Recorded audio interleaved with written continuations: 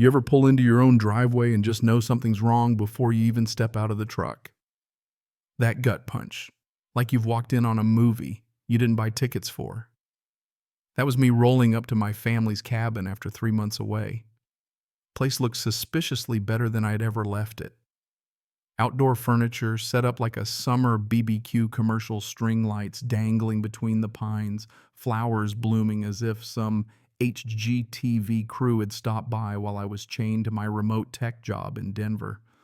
I'd always kept up the property taxes, put the utilities on auto pay, and had my old college buddy Ethan, he's a U.S. Marshal, swing by once in a while just to make sure no one tried anything funny.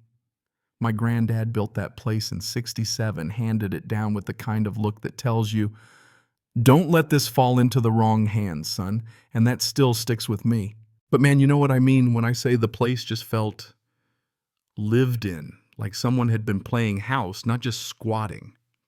I grabbed my bag, head for the front door, trying to convince myself maybe Ethan got ambitious, maybe hired a maintenance crew or something. But the minute I get to the porch, I hear voices, actual laughter. Not just a TV or the radio, but people. I'm thinking, all right, maybe Ethan's inside checking pipes or something, since property crimes out here have gotten wild lately. Squatters running full-on scams pretending to be the rightful owners. Sheriff stretched thin. I open the door and I swear it's like walking onto the set of a reality show I never auditioned for. There's this woman, late 30s hair, so perfect it looked like she had a team off-screen holding a ring light in her phone mid-TikTok. She's draped in some floaty summer dress, standing dead center in front of my stone fireplace. Everything moved around for a rustic shot. She doesn't even jump when she sees me. No, she shoots me that annoyed look like I'm interrupting a Zoom call, holds up a finger and keeps chatting to her fans about how cozy her new mountain retreat is. I'm just standing there, stuck between confusion and anger, until she wraps up her video, waves at her audience, and this is the kicker, marches over all smiles and introduces herself as Karen Harrington. I'm the new owner. You must be the maintenance guy my realtor mentioned. Could you look at the plumbing? For a second, I'm so thrown I actually checked my own sanity. She's living here. She's acting like I'm staff in my own home. When I finally find my words. No, ma'am, this is my family's cabin. What are you doing? Her whole face changes. That customer service mask drops and she's suddenly offended. Tells me flat out, I'm mistaken. She owns the place, has been here for months, and then flips open TikTok not to call for help but to prove it. She's got 8 weeks worth of videos all staged in my cabin, introducing herself as a survivor starting fresh after a nasty divorce, each one with comments and likes rolling in. She's built a following, hundreds of folks rooting for her new life, all based on my property. Then she busts out a manila folder packed with documents, utility bills, Colorado driver's license, listing my cabin as her address, even a deed complete with notary stamp and everything. The details were so tight for half a second I wondered if I'd lost my mind. She'd switched the utilities too. There were pictures of her shaking hands with folks at the power company. And then the cherry on top, she pulls up her Airbnb listing, Cozy Mountain Retreat. Glowing reviews from happy guest bookings stacked all summer at $300 a night. Suddenly, the fresh landscaping, the perfect staging, it all made sense. She wasn't just squatting, she was running a business out of my home. She looks at me like I'm the criminal, starts giving me this whole lecture about women's property rights, fighting for independence, building a safe haven for her daughter Emma after years of abuse. She weaves this backstory so detailed and tragic, I actually almost feel sorry for her. Until my neighbor Mrs. Peterson pops in, sees my truck, and asks Karen if everything's okay. Karen invites her in, like it's her house, and Mrs. Peterson, who I've known since I was a kid, gives me the side eye, asks if I have ID, even suggests Karen call the sheriff. The way Karen worked her way into the community, became buddies with my neighbors, set up a perfect con man. It was genius and infuriating at the same time. Then she starts making veiled threats, tells me to leave or she'll file harassment charges. She's got a social network, legal docs, emotional backstory, and now community support. Honestly, she was ready for this. Next thing I know, she's dialing 911, her performance worthy of an Oscar. Trembling voice, the right mix of scared and in control, telling the dispatcher some unstable man was in her home claiming he owned it. Even mentioned her deed, her driver's license, called me aggressive. As she live-streamed it, her TikTok followers lit up the comments, some threatening to call the sheriff's department themselves, others comforting her while I stood there ready to scream. The deputy who rolled up Martinez walked in and greeted Karen like they were old friends, even asked about Emma's school. I was toast as far as the community was concerned, a random guy trying to muscle in on a single mom's fresh start. Karen gave her whole spiel, handed over the paperwork, even the Airbnb listing, talking about her investment in the local economy, her rough divorce.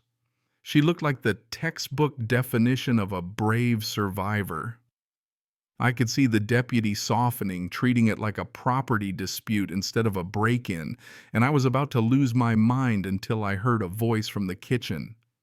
"Everything okay out here?" Ethan, my U.S. Marshal friend, the twist nobody saw coming. He strolls in badge on a lanyard, sipping coffee like he owns the place, and everything shifts. Deputy Martinez knows Ethan's for real. Ethan lays it out. He's been using the cabin with my permission as part of a federal surveillance op. He's been watching a wave of property fraud hitting rural Colorado people using fake documents and social media to steal vacation homes. Karen's little act.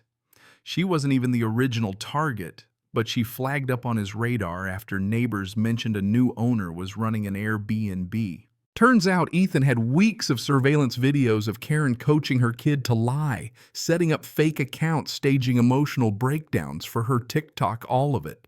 He's got her dead to rights. When confronted, Karen melts down, runs through a dozen stories she got scammed by a realtor. She inherited it, it's adverse possession, you name it. Martinez isn't buying it anymore, not with a Marshal and hard evidence on the table. Karen cornered tries one last Hail Mary, pulling Emma out. This little girl comes out of my old bedroom clutching a stuffed animal, asking why the cops are there if they're moving again. You could see the whole scam unraveling in that moment. This wasn't their first rodeo. Karen spins a new sob story for the officer. She only faked her identity to protect her daughter from an abusive ex that she had no choice. And for a second, I almost believed her until Ethan quietly explained that Karen was wanted for pulling this same act on at least 7 other families spanning 3 states. Always the same pattern move in fake docs. Build trust, milk the property for all it's worth, and vanish before anyone connects the dots. The scale of it, hundreds of thousands stolen families, gaslit communities, played for fools. Martinez calls for backup.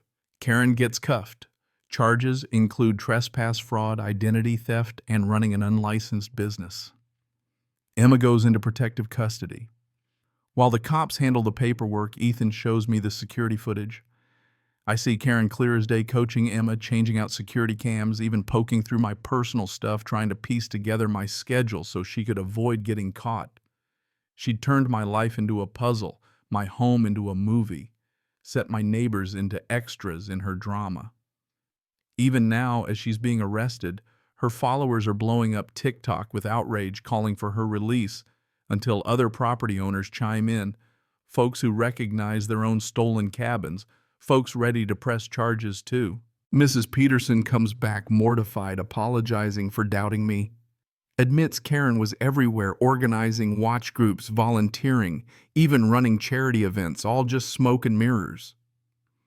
As Karen's led away, Emma is placed with her grandma, who had been searching for her for months, desperate for a sliver of normal.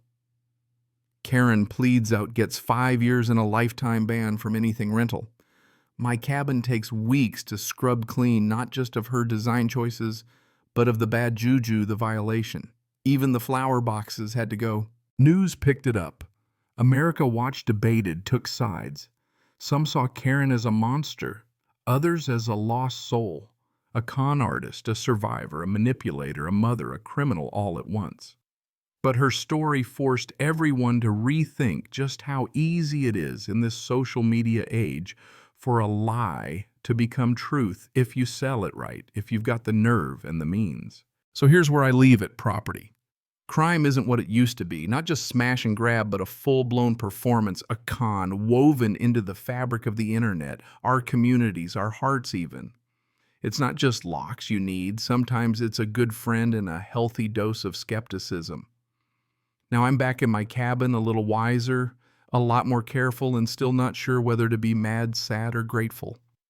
Let me ask you, when does a story become a lie, and when does a lie become someone's whole reality? Where do you draw the line between victim and villain in a world where everything's for show? If this hit home, hit that, share your own war stories in the comments and let's talk. Because the only way to fight back is to stop pretending it can't happen to you or the folks next door.